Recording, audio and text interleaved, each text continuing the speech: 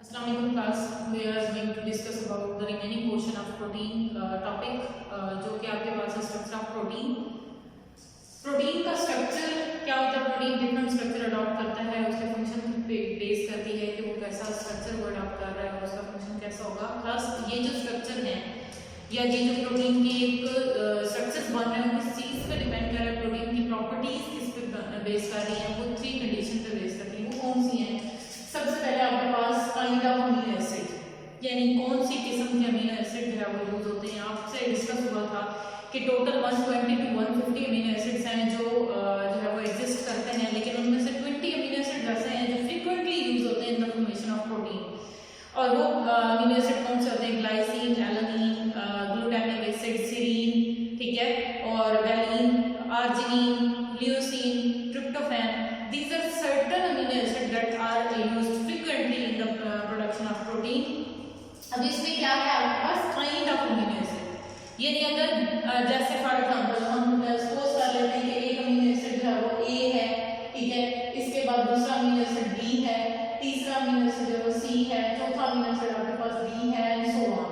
ये एक प्रोटीन की जो है वो चेन बन रही है।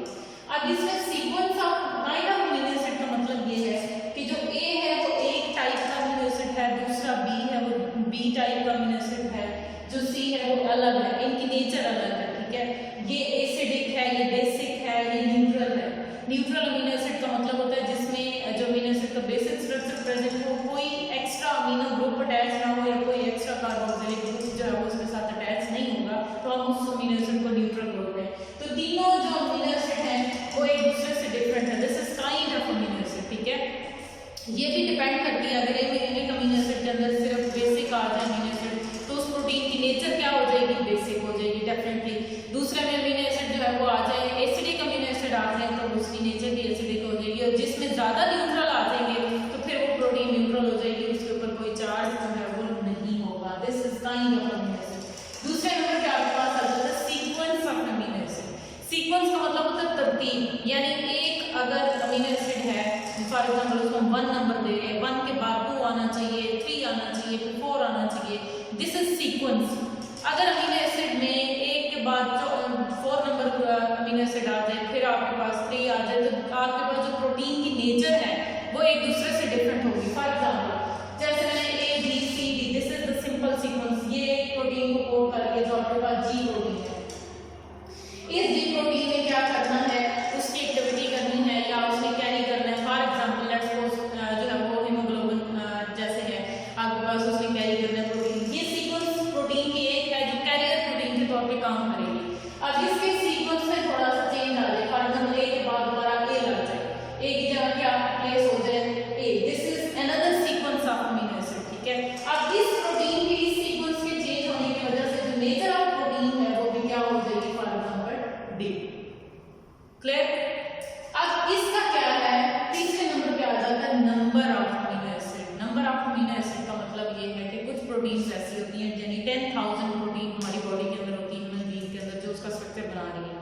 अब उन प्रोटीन्स के अंदर सारी अमीनो एसिड के अंदर जो नंबर ऑफ अमीनो एसिड है वो सेम नहीं है, यानी किसी में आपके पास 100 भी होगा, किसी में 100 मोर होगा, किसी में मोर देन 1000 होंगे। तो ये जो नंबर ऑफ अमीनो एसिड है ये भी प्रोटीन के नेचर, प्रोटीन के फंक्शन के साथ साथ उसके साथ चेंज होता रहता है। दूसरी बात आप लोगों ने ये याद रखनी है, ये सारी चीजें चाहे वो अमीनो एसिड की काइंड है, सीक्वेंस है, या नंबर ऑफ अमीनो एसिड है, कौन डिटरमिन कर रहा है? इसके पीछे एक हमारा कंट्रोल सेंटर है जिसको हम बोलते हैं न्यूक्लियस। उसके अंदर क्या प्रेजेंट होता है? डीएनए।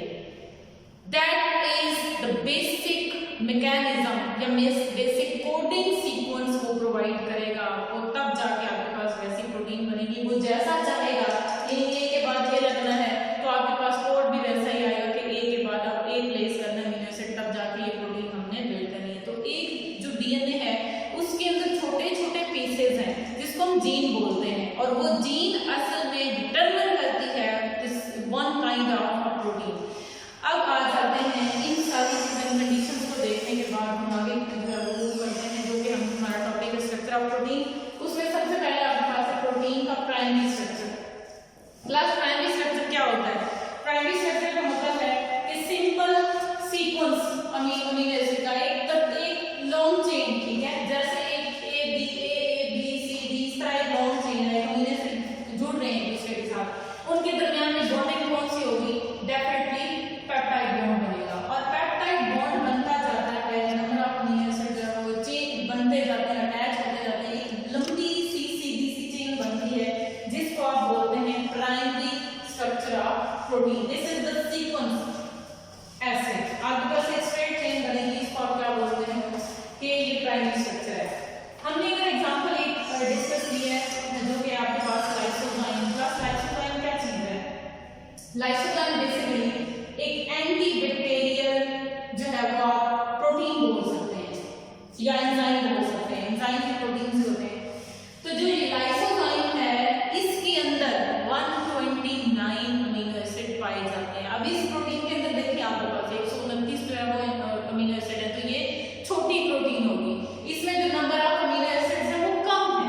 अब इसका काम क्या है? एंटीबैक्टीरियल और आपकी बॉडी के अंदर जैसे आपके टीयर्स हैं या एपिथेलियम है, वहां पे ये एंजाइम प्रेजेंट होता है ताकि ये बैक्टीरिया को जो है वो वहीं पे किल कर सके। इसी तरह लाइसोजाइम में बहुत जगह भी आप लोगों ने अपनी लाइफ में पढ़ा होगा कि ये प्रेजेंट होता है बैक्टीरियोफेज जो होता है उसकी टेल फाइबर के अंदर, और ये क्या करता है? सेल वॉल को डिसॉल्व करता है, ठीक है, ये बैक्टीरिया को अपनी उसकी एक्टिविटी को स्टॉप करता है, जो एंटीबैक्टीरियल एंजाइम है। इसके अंदर क्या है? 129 अमीनो एसिड है। सेकंड पे हमने एग्जांपल ये प्राइमरी स्ट्रक्चर की, this is the most important example, that is insulin. Insulin क्या चीज है? क्लास पहले तो इसका इंट्रोडक्शन देते हैं। ये एक ऐसा हार्मोन है जो आपके पैंक्रियास सेल में जो बीटा सेल्स होते हैं वो आपके पास ये प्रोटीन बनाते हैं, इंसुलिन। इंसुलिन का स्ट्रक्चर, इंसुलिन का काम क्या होता है? आपके ब्लड के अंदर अगर ग्लूकोज राइज कर रहा है, ग्लूकोज अपनी जो नॉर्मल उसकी परसेंटेज है 0.08% से बढ़ रहा है, तो उसको उठा के एक ढेर की शक्ल में लिवर में ग्लाइकोजन की फॉर्म में ये स्टोर करवाता है। इस हार्मोन का ये काम है। अब आ जाता है कि इसका स्ट्रक्चर किसने डिटरमिन किया था, इसके अंदर कितने अमीनो एसिड होते हैं, कितनी चेन्स होती हैं, हम देखते हैं। तो इंसुलिन को सबसे पहले एफ सेंगर, ठीक है, एक साइंटिस्ट था जिसने इसका स्ट्रक्चर जो है वो दिया, और इनके मुताबिक ये है कि जो इंसुलिन है वो दो चेन्स पे बेस करती है। एक उसके अंदर जो है वो थोड़ी सी लॉन्ग चेन है और एक जो है वो शॉर्ट चेन है, दो चेन्स हैं। एक चेन के अंदर जो है वो आपके पास 1 to 30 अमीनो एसिड्स होते हैं, और एक चेन में उन्होंने ये कहा है कि सॉरी 1 to इसमें 1 to 20 है, 21 है, और दूसरी जो आपके पास है यहाँ से दूसरी चेन के अंदर क्या होंगे आपके पास 30 अमीनो एसिड, एक में 21 होते हैं, दूसरे में 30। टोटल दोनों चेन के अंदर जो है आपको कितनी वैल्यू हो जाएगी? 51 अमीनो एसिड्स, ठीक है जी, 51 अमीनो एसिड। सेंगर के मुताबिक ये है कि इंसुलिन के अंदर कितने अमीनो एसिड हैं? 51 है, दो चेन्स हैं 30 और 21 की। अब आ जाता है एक और चीज कि आपको हमने जो है वो मैंने पहले भी बताया था कि सिस्टीन एक ऐसा अमीनो एसिड है जिसके अंदर जो उसकी साइड चेन है उसके लास्ट पे हाइड्रोजन सल्फाइड प्रेजेंट होता है, सल्फर और हाइड्रोजन प्रेजेंट होते हैं। अब जब भी वो किसी भी चेन के अंदर, किसी प्रोटीन के अंदर वो आ जाता है, तो फिर उसके अपोजिट भी सिस्टीन आएगा, तो वो दोनों आपस में एक लिंक बनाते हैं। उस लिंक को आप क्या बोलते हैं? सल्फाइड बॉन्ड, ठीक है। कैसे? यहाँ पे एक सिस्टीन प्रेजेंट है, यहाँ पे भी फॉर एग्जाम्पल दूसरी चेन में भी सिस्टीन प्रेजेंट है, दोनों चेन्स आपस में ज्वाइन हो रही हैं, वो कैसे होंगी? वो यहाँ पे एक सल्फर प्रेजेंट है, ठीक है, हाइड्रोजन रिमूव करके, इसका भी दूसरा यहाँ पे सल्फर प्रेजेंट है, इन दोनों का हाइड्रोजन रिमूव कर दिया जाता है, हाइड्रोजन जो है वो 2 हाइड्रोजन की फॉर्म में ये निकाल दिया गया इलेक्ट्रॉन्स के साथ, और इन दोनों के दरमियान ये जो दो अमीनो एसिड्स हैं इनके दरमियान एक लिंक बनता है जिसको आप बोलते हैं हाइड्रोजन सल्फाइड, डाइसल्फाइड बॉन्ड, ठीक है। अगर आपको फिर भी यहाँ पे क्लियर है इस बात में आपको बताती हूँ सिस्टीन क्या होता है। CH2 हाइड्रोजन और अल्फा कार्बन पे जो R चेन है उसमें CH2 एक मेथाइल ग्रुप के साथ जो है वो एक इसके साथ ग्रुप के साथ क्या अटैच होता है, यहाँ पे ये सल्फाइड बॉन्ड होता है S, ठीक। अब ये वाला जो हाइड्रोजन सल्फर लास्ट पे प्रेजेंट है, ये हाइड्रोजन रिमूव करवा देता है, इसका S दूसरे के किसी अमीनो एसिड, दूसरे सिस्टीन के अमीनो एसिड के साथ या दूसरे सिस्टीन के साथ एक लिंक बनाता है जिसको आप बोलते हैं हाइड्रोजन डाइसल्फाइड लिंकेज। तो सेंडर ये कहता है कि जो इंसुलिन है उसकी दो चेन्स हैं, दोनों चेन्स के अंदर जो है वो एक 50 amino acids, total 51 amino acids हैं। एक चेन में 21 होता है, दूसरे में 30 होता है। वो दोनों चेन्स आपस में ज्वाइन करती हैं तो किसके तरीके से लिंक करती हैं? वो डाइसल्फाइड बॉन्ड्स के जरिए। क्लियर? तीसरी हमने एग्जांपल की देखनी है, वो है प्राइमरी स्ट्रक्चर के अंदर तीसरी एग्जांपल। अब आपने ये याद रखना है कि जो इंसुलिन है उसमें कितने अमीनो एसिड्स हैं और जो आपके पास लाइसोजाइम है वो कितने अमीनो एसिड्स हैं। तीसरे नंबर पे आपके पास आता है हीमोग्लोबिन का स्ट्रक्चर। हीमोग्लोबिन का स्ट्रक्चर जो है वो आपके पास जब देखा गया तो हीमोग्लोबिन के अंदर 4 चेन्स हैं, ठीक है जी, 1 2 3 एंड दिस इज 4। इसके अंदर जो 4 चेन्स हैं, 2 are alpha and 2 chains are beta. ठीक हो गया? टोटल अमीनो एसिड्स जब काउंट किए गए हीमोग्लोबिन के अंदर, they are 574 amino acids in one haemoglobin protein, in one haemoglobin molecule. ठीक हो गया? Every alpha chain consists of 141 amino acids. Every chain. Second पे आपके पास every beta chain consists of 146 and 146. These 4 chains are 2 alpha to beta. What are these? ये आपको ऐसे समझ आएगी, ये सेकेंडरी स्ट्रक्चर्स हैं इसके। एक चेन है, प्राइमरी चेन है, ठीक है, एक चेन है, सिंपल सीक्वेंस है। एक चेन के अंदर कितने हैं? 141, दूसरी चेन में कितने हैं? 141, तीसरी में कितने हैं? 146, चौथी में कितने होंगे? 146। These 4 chains डिटरमिन करती हैं कि कौन सी प्रोटीन बनेगी, हीमोग्लोबिन बनेगी। और हीमोग्लोबिन का काम क्या होगा? That transport oxygen from the lungs to every part of your body, to every part of individual. ठीक है, वो आपके हर सेल तक लेके जाएगी प्रोटीन। जो ऑक्सीजन है वो कौन लेके जाता है? हीमोग्लोबिन। और बनी किस चीज से होती है? 4 चेन्स पे ये बेस करती है। अब क्या होगा कि ये कैसे आपस में लिंक करती हैं, इनका क्या काम होगा, ये हम डिटेल से डिस्कस करते हैं। इनको आगे के स्ट्रक्चर प्रोटीन के जो बनते हैं वो कैसे कैसे आगे बनते हैं, इनको हम फर्दर देखते हैं। अब आ जाते हैं आपके पास सेकेंडरी स्ट्रक्चर। ठीक है, प्राइमरी स्ट्रक्चर आपने देख लिया। इसी प्राइमरी स्ट्रक्चर के बनने के बाद बनता है आपके पास सेकेंडरी स्ट्रक्चर। और सेकेंडरी स्ट्रक्चर बनेगा कैसे? जब प्राइमरी स्ट्रक्चर में कोई ना कोई फोल्डिंग करनी है, अपने आप को उसमें फोल्ड करना है। आइदर वो किस फॉर्म में फोल्ड करेगा? हेलिक्स की फॉर्म में, या फिर वो फोल्ड कैसे करेगा? ऐसे शीट्स, बैक एंड फोर्थ। ठीक है, ऐसे यहां से स्टार्ट करेगा ना चेन, उसको बल देगा बैक साइड पे, फिर उसको उल्टा करके फिर इसके साथ ये एक शीट बनेगी। ठीक है, तो जो फोल्डिंग होती है, कॉइलिंग ऑफ पॉलीपेप्टाइड है, that is known as secondary structure. And secondary structure can be fold into 2 categories, can be fold into 2 figurations. Configurations की क्या है जी? अल्फा हेलिक्स बना सकता है, प्लीटेड शीट भी बनाता है। क्लास हेलिक्स का मतलब स्पाइरल, यानी अपने आप को जो क्या करती है पॉलीपेप्टाइड, अपने आप को स्प्रिंग की शक्ल में जो है वो अपने आप को फोल्ड करती है। दूसरे नंबर पे आपके पास है प्लीटेड शीट। प्लीटेड शीट का मतलब होता है कि जैसे आपके पास एक पेज है, उसको आप पेज को फोल्ड करो। ठीक है, बिल्कुल वैसे ही है। ये एक लंबी सी, फॉर एग्जांपल ये एक थ्रेड है, इस थ्रेड को आपने इस तरह फोल्ड करना है कि ऐसे और ऐसे। ये आपके पास एक शीट है, ऐसे बैक एंड फोर्थ। ठीक है, इसके साथ ये आपको बीटा प्लीटेड शीट दिखाई है। इन दोनों को हम डिटेल से डिस्कस करते हैं, आपको समझ आएगा इस स्ट्रक्चर को।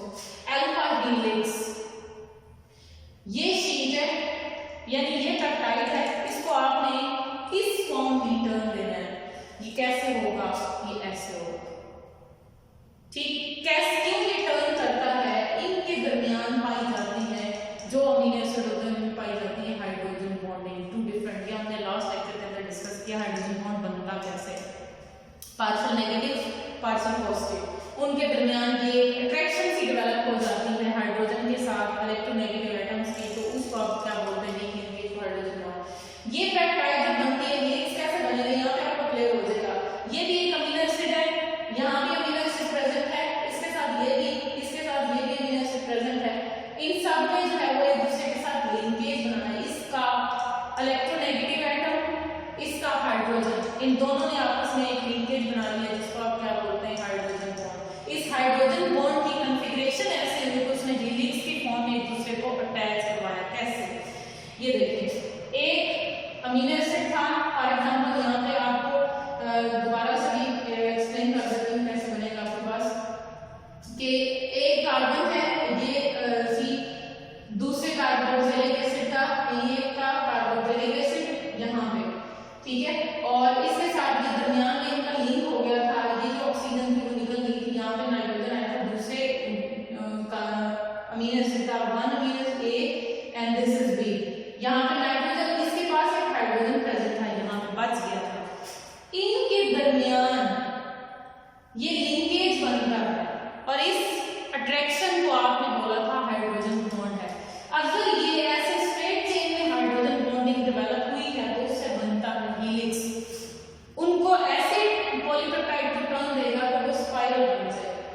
ये तो हो गया हाइड्रोजन बॉन्ड से एक उसकी फोल्डिंग, पॉलीपेप्टाइड ने एक फिगर जो है वो अपने अंदर अडॉप्ट किया, कॉन्फ़िगरेशन दी कि उसने हेलिक्स अडॉप्ट किया। दूसरी कुछ शीट्स ऐसे होती हैं, कुछ पॉलीपेप्टाइड ऐसे होते हैं जिनमें बॉन्डिंग ऐसे होगी कि जो एक अमीनो एसिड ऐसे जा रहे हैं, जब जो दूसरा अमीनो एसिड की वो रोक टर्न करेगा, जैसे एक अप साइड जा रहा है वो भी जो है वो आपके पास पॉलीपेप्टाइड है, लॉन्ग है तो वो lower side down back side से फोल्ड होगी, फिर इसने अपने आप को टर्न ऐसे देना है, फिर इसने टर्न देना है ऐसे, ये एक शीट बन गई। समटाइम ये पैरेलल चलते हैं, समटाइम ये एंटी पैरेलल, एक अगर फॉरवर्ड जा रहा है दूसरा बैकवर्ड, इनके दरमियान में यहाँ पे ये लिंकेज बनना शुरू हो जाएगा। ये जो हाइड्रोजन बॉन्ड होती है वो कहाँ बनेगा, वो इनके दरमियान, इन दो शीट्स के दरमियान ऐसे करके ये डेवलप होना शुरू होगा। तो इसकी वजह से जो है वो ये एक ऐसी दूसरी कॉन्फ़िगरेशन अडॉप्ट करते हैं जिसको आप क्या नाम देते हैं, बीटा प्लेटेड शीट्स। इस शीट को मैंने मजीद खोल के थोड़ा लार्ज करके आपको दिखाया है ताकि आपको क्लियर हो क्लास कैसे, ये एक अमीनो एसिड, उसके साथ ये दूसरा तीसरा चौथा, ये एक शीट है और वही शीट वापस फोल्ड हो रही है पीछे से। ये इसका फॉरवर्ड साइड है, ये पीछे है, और उसके पीछे जो बैकवर्ड है ये। अब ये सारे के सारे इन दो सारे अमीनो एसिड से दरमियान इसका अगर इलेक्ट्रोनेगेटिव एटम तो इसका हाइड्रोजन एटम अमीनो ग्रुप के ऊपर प्रेजेंट होगा, उन दोनों ने आपस में एक वीक लिंकेज बना लेना है, that is indicating in the form of dots, ठीक है। और ये क्या डॉट्स हैं, ये हाइड्रोजन बॉन्ड है, ये एक क्लिपिंग है ऐसे करके, ये प्लीट्स बन रहे हैं फोल्डिंग, ठीक है ऐसे। अब आ जाते हैं कि जो सेकेंडरी स्ट्रक्चर है उसके अंदर बॉन्डिंग कौन कौन सी हो रही है। इसमें आपके पास यहाँ भी हाइड्रोजन बॉन्ड प्राइमरी स्ट्रक्चर के अंदर डेवलप हुआ तो वो सिर्फ आपके पास इन शीट्स को आपस में रखने के लिए, यहाँ दूसरे नंबर पे जो बॉन्ड्स बने हाइड्रोजन बॉन्ड उसकी वजह से उस पॉलीपेप्टाइड ने अपने आप को कॉइल भी किया, या कॉइल करने के बाद शीट्स की फॉर्म में अरेंज कर लिया, तो उसको आप क्या बोलते हैं, secondary structure. Now we are going to the next structure that is tertiary structure. Tertiary structure क्या होता है, तीसरा स्ट्रक्चर कौन सा प्रोटीन अडॉप्ट करती है, this is the most important structure in configuration in the structure of proteins. What is it, देखते हैं जी क्या है। इसमें आपके पास क्या होगा कि जो फोल्डिंग इसने अडॉप्ट की है सेकेंडरी स्ट्रक्चर ने, अब मजीद उन्होंने आपस में फोल्ड करना है, मींस अल्फा हेलिक्स और बीटा प्लेटेड शीट ने आपस में ऐसे फोल्ड करना है कि एक और स्ट्रक्चर, एक ग्लोब लाइक स्ट्रक्चर बनेगा, एक 3D स्ट्रक्चर बनेगा जिसको आप बोलते हैं tertiary structure. This is the most important structure in the history of protein, ठीक है। अब आते हैं कि बनते कैसे हैं। 3D शेप की डायमेंशन शेप होती है, ये एक सिंपल आपके पास पॉलीपेप्टाइड था, ये दो तरह के आपके पास है वो बने, अब इन्होंने आपस में कैसे फोल्ड होना है वो आप देखते हैं। सबसे पहले ये आपके पास जो ब्लैक डॉट है ये आपको हेलिक्स एक दिखाया गया, ये जो टर्न है दिस इज हेलिक्स और यहाँ से बैक फोल्ड जो जा रहा है ये बीटा प्लेटेड शीट्स का हो रहा है, कैसे ये दूसरे के साथ ज्वाइन होते हैं देखते हैं। सबसे पहले एक अमीनो एसिड आपके पास यहाँ पे प्रेजेंट था जिसको हमने लेबल किया ए, दूसरा अमीनो एसिड आपके पास ये प्रेजेंट है जिसको हमने लेबल किया फॉर एग्जांपल बी। इन दोनों के इलेक्ट्रोनेगेटिव हाइड्रोजन के साथ एक दूसरे के साथ लिंक किया तो इन्होंने बनाया एक weak linkage that is hydrogen bond. फिर आ जाते हैं कि यहाँ पे कुछ ऐसे अमीनो एसिड होते हैं जिनको हमने लेबल दिया था that are hydrophobic amino acid, जो पानी से दूर भागते हैं। उन्होंने अपने आप को ऐसे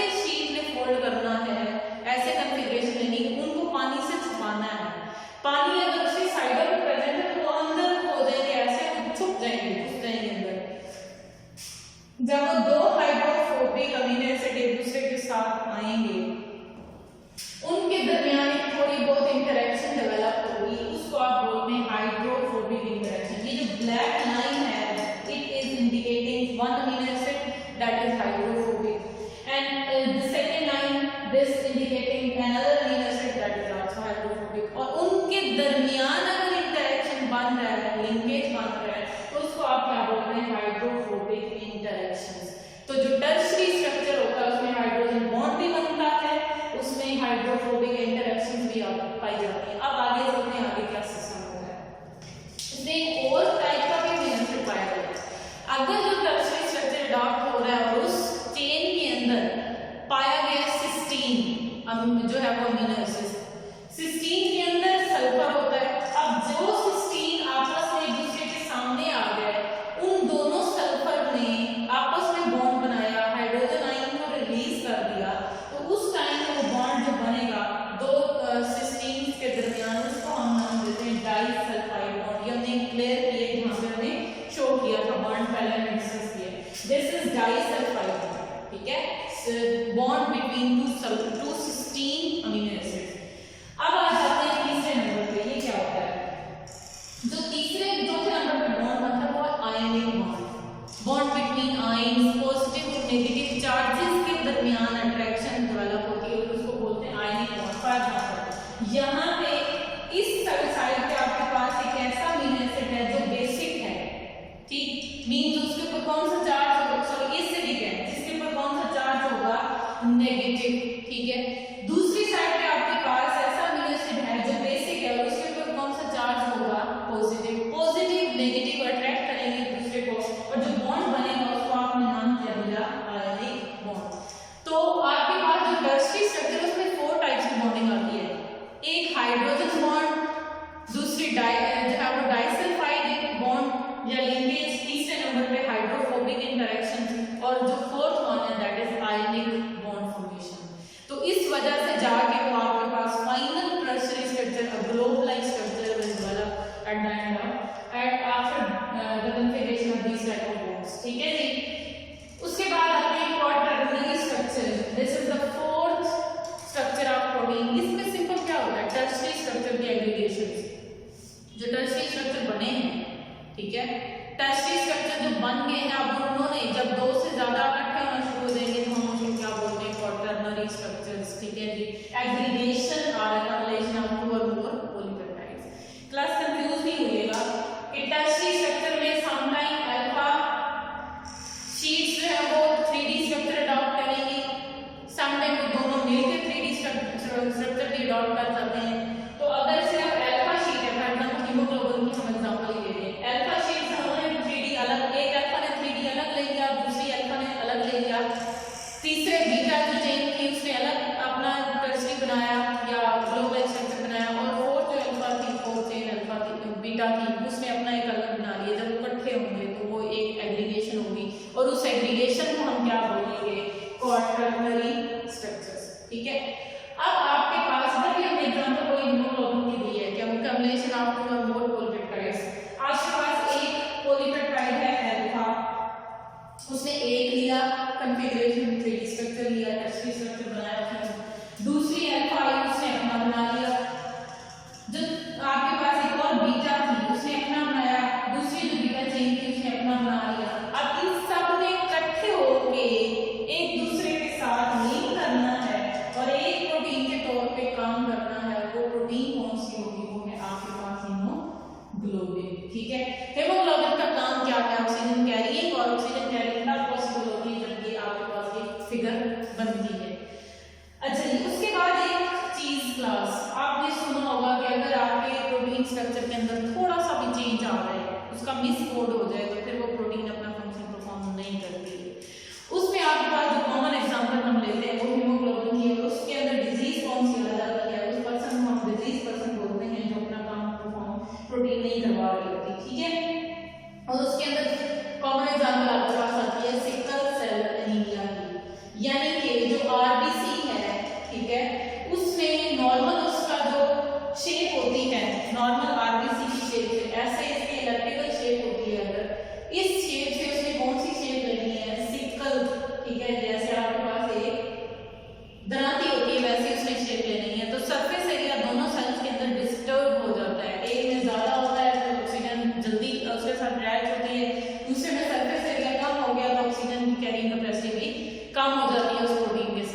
तो उस वजह से ऑक्सीजन प्रॉपर तरीके से पहुंच नहीं पाती है, तो अल्टीमेटली पर्सन है डिजीज पर्सन है, वो डाई कर जाता है। लेकिन उसके पीछे रीजन क्या है, क्या होता है, वो हम देखते हैं।